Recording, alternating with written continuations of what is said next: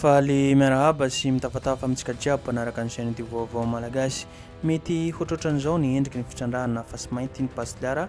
ana faratantila faritsatsy mandrefany raha jerena ny sary sy vidéo ary mety hitombo mety ho lalalana koa mety hihitatra izao fa tsy hotran'izao ihany fa mety hihitatra manoloana an'izany dia olona efatra no samborona nandritran'ny fihetsiketsehana manohitra ny pasiliara no nampitirina ponjavonjy maika ao ankazodrano fanaratsio androany izy ireo no niakatra fampanaovana tao amin'ny fitsarana ambaratonga voalohany taorian'ny hetsika natao tany tiliara ny 4 aprily lasa teo izay ty dia tao amin'ny tetanindrazana sy vaovao 24/7 zay mba rariny sihitsy ny ve zao iry mpitondra fandrakana aizantsika vahoaka malagasy rariny sihitsy ny ve ny zavatra misy iainany vahoaka madinika eny fotony zao zareo ino zany nataontsika hoe faute grave nataon'olona reto olona mitaky ny zony taniny io izy efa 30 taona tao ka taniny io ka zony zany ka amin'ny fomba ahoana izy alefa any fianaratsio petsaka ny fanontaniana ho an'ny tompony andraikitra na ireo manam-tompony andraikitra eny fotony manam-pahefana na mitary filamina fa indrindra ny fitsarana petraka ny teny sy ny fanontaniana hoe ino nary no antony ilaina antom-pisina nareo tsy misy antony ilaina antom-pisinareo raha toa ka hoe olona meloka io ataontsika hoe tsy meloka zany olona avy ana toliara entina ana fianaratsio dia tsaraina dia ampidirina ponja ana fianaratsio averina indray le fanontaniana sy teny miantefa aminareo zay manam-pahefana sy mpitondra fandrakana eny fotony ana toliara zay hoe inona no antony ilaina tsy misy antony ilaina antom-pisinareo ry mpitsara ry mpitandro filaminana ry lehibe mifonja sy ny sisa raha toa ka hoe olona any amin'ny faritra tsy mandrefana ana toliara any no alefa aty fianaratsio noho izany tompolahy sy tompovavy hatreto dia tsy misy na hatr'izay tsy misy zany fizakantena ara-paritra zany tsy mizakantena antsika maro no mivoy hoe état fédéral mety matahotra reto mpitondra fandrakana reto raha ohatra ka hoe ampidirina ponja ana toliara ny voameloka ohatran'izao satria mety hitaky ny olona hitrotra ny olona ny vahoaka manoloana zany na izany na tsy zany aloha dia olona reo ane tsy hitako zany ny meloka hoe fampikadrana ampidirina ponja ry zareo am'izay zany le olona koa hatahotra tsy hitolona tsony vahoaka satria efa nisy nigadra zay mitolona de gadraina zay manao fihetsiketsehana de gadraina olona reo ane tsy mitovy aminareo mpitondra fandrakana bajereo aloha ao aminareo fa maro ny olona manao kolikoly manodikodoka volam-panjakana manao trafic bois de rose manao trafic drogue sy ny volamena sy ny sisa tsy voatanisa ao anatinareo ao jereo move nisy ihany koa olona tratra ao aminareo ao dia natao fitsarana ana tamatavy na ana toliara na fianaratsio na dego na mazenga ary hitatsika ihany koa manko vaovao miparitaka amin'izao fotoana izao vaovao ny vatomandry ny voaka ny didy sazy mihantona 5 taona no azon'ilay assistant parlementaire ny député Sofia Ratsiraka roa taona sazy mihantona kosa ny azon'ireo olona roa niaraka nitsaraina tamin'izy izay navoaka ny tribunal vatomandry taorian'ny fihetsiketsehana farany herinandro lasa teo tamin'ny tsy fanekena ny voaka-pifidianana tamin'ny benitanàna lasa teo izay hitatsika fa nahazo sazy mihantona manko tany amin'ny vatomandry nefa manao fihetsiketsehana ry pasiliara ry tsy hita hoe inona zany faute grave zay nataony dia nampidirina ponja amin'izay zany le olona tsy sahitaky intsony tsy manana zony dia tsy hisy zany fihetsiketsehana satria zay manao fihetsiketsehana dia ampidirina ponja mba zany ve mitantana ny firenena ianareo ka manao herim-pamoretana didy jatona tsy refesy mandidy fa zay tianay io ataonay zay tianay io na hoatrany ahoana ny zava-hisy eo eto tsika mbola hahita ny tantara iainantsika rehetrarehetra ty ka miantso tsy sasatra manentana sy miantso atsika vahoaka malagasy rehetrarehetra hoe miray hina no tanjona amin'ny fotoana izao firaisan-kina atsika rehetrarehetra dia lasa hiongana ihany ty fitondram-pandrakana ty tsy ho ela ty miongana raha atsika miray hina rehetrarehetra ka noho izany entany ny olona manodidina anao vahoaka tantsika ve ohatran'izao mbola zakatsika ve zava-misy iainan'ny firenena ankehitriny zao amin'izao fotoana izao manko dia tsy sasatra manao fihetsiketsehana manao hevitra avy amin'reto mpitondra fandrakana reto amin'izao fiaviany fitondra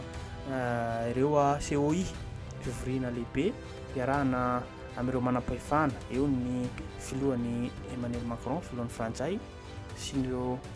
nosy rahavavy manodidina antsika, ny Comores, Seychelles, eo ihany koa ny La Réunion zay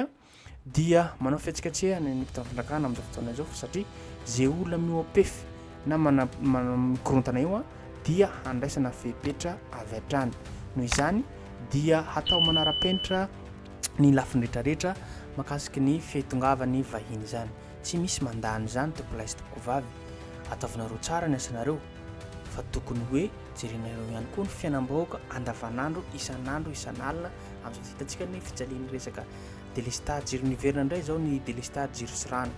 eo ny resaka tsy fandriam-pahalemana. Raha toa ka ataonareo ohatra manara-penitra zao hoe tonga ihany ny vahiny dia manara-penitra ny zavatra rehetrarehetra fa nefa miverina indray ny fiainam-bahoaka rehefa mandeha mody zao ny vahiny dia miverina ohatra ny andavanandro indray ny fiainam-bahoaka. Ilaina ny fahadiovan'ny tanàna, ilaina ihany koa ny ataontsika hoe fandriam-pahalemana iainan'ny vahoaka zany. Raha ohatra mandriam-pahalemana ny fahatongavan'ny vahiny, tohizinareo jusque taperany mandanareo na hoe